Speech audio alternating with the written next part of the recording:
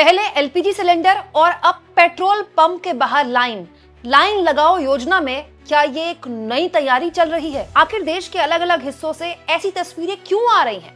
जब प्रधानमंत्री मोदी संसद में कह रहे हैं कि अफवाहों से दूर रहें, किसी तरह की कोई क्राइसिस नहीं है, तो फिर लोग इस तरह पेट्रोल पंप पर लंबी लंबी कतारें क्यों लगा रहे हैं? और उससे भी बड़ा सवाल दोस्तों कि आखिर भारत के पास कितना तेल बचा है? दोस्तों, प्रधानमंत्री नरेंद्र मोदी लोकसभा से लेकर उनके मंत्री तमाम मीडिया चैनल्स में आकर ये बार बार कहते हैं कि हमारे पास तेल का पर्याप्त भंडार है, अफवाहों से बचें और पैनिक बाइंग ना करें। लेकिन दोस्तों, प्रधानमंत्री अपने खुद के राज्य जहां से वो आते हैं, गुजरात तक में लोगों को पेट्रोल पंप पे लंबी लंबी कतारें लगाने से नहीं रोक पा रहे हैं। दोस्तों, ये खबर भले ही गुजरात की हो, लेकिन वरिष्ठ पत्रकार डॉक्टर राकेश पाठक ने देखिए ये वीडियो शेयर किया है एमपी के देवास का।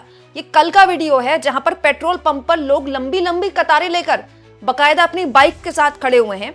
रणविजय सिंह ने दोस्तों इंदौर का ये वीडियो शेयर किया है। आप कल का ये वीडियो देखिए, 10 घंटे पुराना। कितनी लंबी कतारें लोग यहाँ पर लगा के बैठे हुए हैं। दोस्तों, ये कोई सीएनजी गैस की नहीं है, ये पेट्रोल पंप की लाइन है। दोस्तों, समाजवादी पार्टी के नेता आईपी सिंह ने उत्तर प्रदेश के अयोध्या का ये वीडियो शेयर करके दावा किया है कि यहाँ भी पेट्रोल पंप पर लंबी लंबी कतारें लगी हुई हैं। जरा आप भीड़ देखिए, ये इनका दावा है। दोस्तों, इसके अलावा मध्य प्रदेश के प्रदेश कांग्रेस के प्रेसिडेंट जीतू पटवारी ने ये वीडियो शेयर किया है।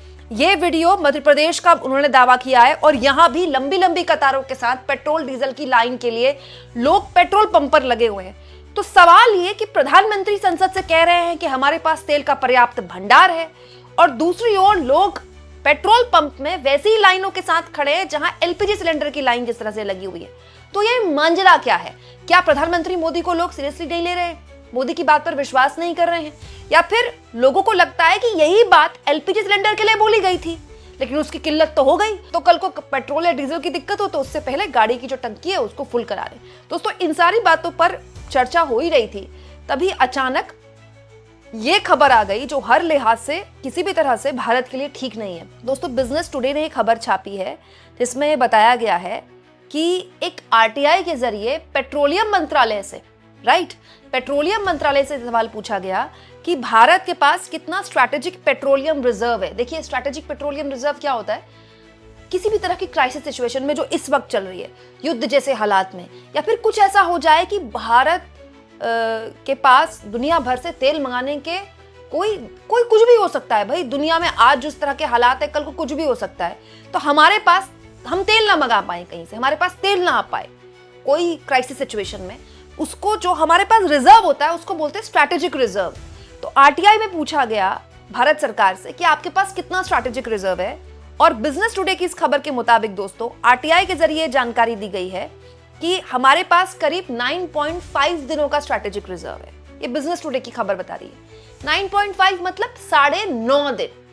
9.5 दिन अगर भारत का पेट्रोल बाहर से नहीं आया तो हमारे पास ये है कि हम 9.5 दिन रिजर्व अपना इस्तेमाल कर सकते हैं। हालांकि मैं यहाँ पे ये बता दूं दोस्तों, ये जो रिजर्व होता है ये ऊपर नीचे जाता रहता है, कभी ये और बढ़ जाता है, कभी ये कम होता है। लेकिन फिर भी भारत जैसे देश में, जो दुनिया का दूसरा सबसे बड़ा मुल्क है, जो तेल मंगाता है दुनिया भर से, उसके लिए 9.5 दिन बहुत ही कम है। और हमारा कंजम्पशन कितना बड़ा है, मतलब कितना बड़ा कंजम्पशन होगा कि हम चीन के बाद सबसे ज्यादा ऑयल मंगाते हैं और हमारे पास केवल 9.5 दिन का रिजर्व है। तो सवाल है दोस्तों कि मोदी जी जो लोकसभा और राज्यसभा में खड़े होकर लंबा चौड़ा भाषण पढ़ रहे थे और देश को सुनिश्चित कर रहे थे कि हमारे पास पर्याप्त स्ट्रैटेजिक रिजर्व है, क्या ये पीएम इसको पर्याप्त स्ट्रैटेजिक रिजर्व बताते हैं? यहाँ मैं किसी भी तरह की अफवाह को बढ़ावा नहीं दे रही हूँ। 9.5 दिन का भी अगर स्ट्रैटेजिक रिजर्व भारत सरकार मानती है कि हमारे लिए पर्याप्त है तो हम उस पर विश्वास करते हैं, ठीक है। हालांकि दूसरे देशों की अगर तुलना करें दोस्तों, जापान की तुलना करें तो उसके पास 200 दिन से ज्यादा का स्ट्रैटेजिक रिजर्व है।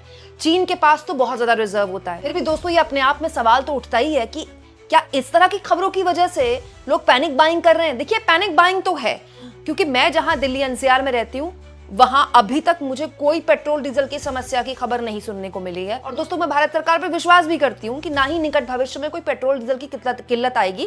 क्योंकि यहाँ एक और चीज है जो गौर करने वाली है, वो ये है दोस्तों कि रिलायंस ने अभी ईरान से 50 लाख बैरल कच्चा तेल खरीदा भी है। इनफैक्ट एक खबर कल ही आई थी इंटरनेशनल मीडिया के हवाले से कि ईरान से भी हमने तेल खरीद लिया है 50 लाख बैरल, ठीक है। ये वही वाला तेल है जिस पर अभी सैंक्शंस हटाए हैं अमेरिका ने। दूसरा, हमने रूस से भी अभी तेल खरीदा है। तो हमारे बहुत सारे टैंकर्स हैं जो आ रहे हैं या उनकी परचेज हो चुकी है। तो इसीलिए ये सोचकर डरना कि अरे 9.5 दिन का ही बचा है, 9.5 दिन बाद तेल नहीं मिलेगा, ये बिल्कुल गलत है, क्योंकि तेल की सप्लाई लगातार है, मतलब लगातार आ रही है। तो फिर दोस्तों सरकार ये पैनिक बाइंग रुकवा क्यों नहीं पा रही है? क्योंकि दोस्त देखिए, एलपीजी सिलेंडर को लेकर भी जब किल्लत हुई तो प्रधानमंत्री मोदी ने शुरुआत में क्या कहा? लोग अफवाह फैला रहे हैं, भारत सरकार को बदनाम कर रहे हैं। अंत में क्या हुआ? संसद में मोदी को स्वीकार करना पड़ा कि संकट जो है वो गंभीर है और उसके परिणाम लंबे वक्त तक देश को झेलने पड़ सकते हैं। मोदी ने इनफैक्ट राज्यसभा में जो भाषण दिया है ना कल, वो लोकसभा में दिए भाषण से ज्यादा इंपॉर्टेंट है, क्योंकि उसमें मोदी ने कम से कम 2-3 बार कोरोना महामारी से इसकी तुलना की और एक कहा कि इसके जो परिणाम है ये लंबे वक्त तक भारत पर देखे जा सकते हैं। दोस्तों कोविड में भी तेल की कोई समस्या नहीं हुई थी, सब्जी फल की भी कोई समस्या नहीं हुई थी। हालांकि जो गरीब मजदूर आदमी है उसके लिए तो जीविका ही नष्ट हो गई थी उसकी, लेकिन जो मिडिल क्लास लोग हैं उनके लिए दूध, दही, फल, सब्जी, पेट्रोल, डीजल की कोई समस्या नहीं थी। पेट्रोल डीजल की समस्या कैसे होगी जब मांग ही खत्म हो गई थी, लोग सब घर में कैद हो गए थे। लेकिन दोस्तों ये अपने आप में बहुत डरावना है, क्योंकि आपको पता है हमारे देश में ब्लैक मार्केटियर्स, ये जो काला बाजारी करते हैं, ये कितने बड़े रैकेटियर हैं। आप जानते हैं ना, एलपीजी को लेकर लगातार खबरें आ रही है, सब जानते हैं कि एलपीजी जो मिल नहीं रही है वो 4-4, 5-5 हजार में मिल रही है ब्लैक में। तो पॉइंट ये कि क्या ये जो काला बाजार करने वाले लोग हैं उनको भी ये बात समझ में आ गई है कि जानबूझकर एक पैनिक क्रिएट किया जाए और पैनिक क्रिएट करके जबरदस्ती की अफवाह फैलाई जाए कि भाई तेल का संकट हो जाएगा, पेट्रोल डीजल नहीं मिलेगा तो लोगों को लाइन में लगा दो। अच्छा, इंपॉर्टेंट ये है दोस्तों कि ये पैनिक क्रिएट भी कहाँ हो रहा है? गुजरात में। दोस्तों वो तो है ही मोदी जी का गुजरात। मोदी, अमित शाह अपने गुजरात में इस तरह की लाइनें क्यों नहीं रुकवा पा रहे हैं? सबसे पहले भाई गुजरात तो मॉडल के तौर पर होना चाहिए ना, कि ना तो वहाँ एलपीजी का संकट हुआ, ना वहाँ पेट्रोल डीजल का संकट हुआ। वहां के मुख्यमंत्री को कहना पड़ रहा है कि अफवाहों पर ध्यान ना दे, उसके बाद भी लोग लाइनों में वहां पर क्यों लग रहे हैं? दूसरा राज्य कहाँ से ऐसी खबरें आ रही है? मध्य प्रदेश से। ठीक है, मध्य प्रदेश की कुछ खबरें लगातार मैं आपको दिखा रही हूँ। यहाँ भी डबल इंजन की सरकार है, न जाने कब से डबल इंजन की सरकार है। यहाँ भी क्यों मुख्यमंत्री लगाम नहीं लगवा पा रहे अफवाहों को? यहाँ क्यों पुलिस को ये मोर्चा संभालना पड़ रहा है? तीसरी खबर कहाँ से मैंने आपको दिखाई, जो तीसरी वीडियो आई वो उत्तर प्रदेश से। यहाँ भी डबल इंजन की सरकार है, यहाँ भी लोगों को पेट्रोल पंप से पैनिक बाइंग करवाने पर सरकार क्यों नहीं रोक पा रही? भाई पैनिक बाइंग अगर होगी, लोग बिना किसी शॉर्टेज के बस एक डर लेकर अगर पेट्रोल पंप पर जाएंगे, तो यही तो काला बाजारी करने वाले लोग चाहते हैं कि और डरे लोग, ताकि लोग अपनी अपनी बोतल लेके पहुंच जाएं धीरे धीरे। हालत ये दोस्तों कि हिंदुस्तान पेट्रोलियम कॉर्पोरेशन लिमिटेड को एक लंबा थोड़ा पोस्ट शेयर करना पड़ रहा है, कहते हुए कि देश भर में पेट्रोल, डीजल और एलपीजी की कोई कमी नहीं है, ईंधन की आपूर्ति सामान्य है और पर्याप्त भंडारण उपलब्ध है। उपभोक्ताओं से अनुरोध है कि अफवाहों पर ध्यान न दें और घबराकर खरीदारी न करें, कृपया सामान्य रूप से ईंधन लें। एचपीसीएल अपने नेटवर्क के माध्यम से निर्बाध और सुचारू ईंधन आपूर्ति सुनिश्चित करने के लिए प्रतिबद्ध है।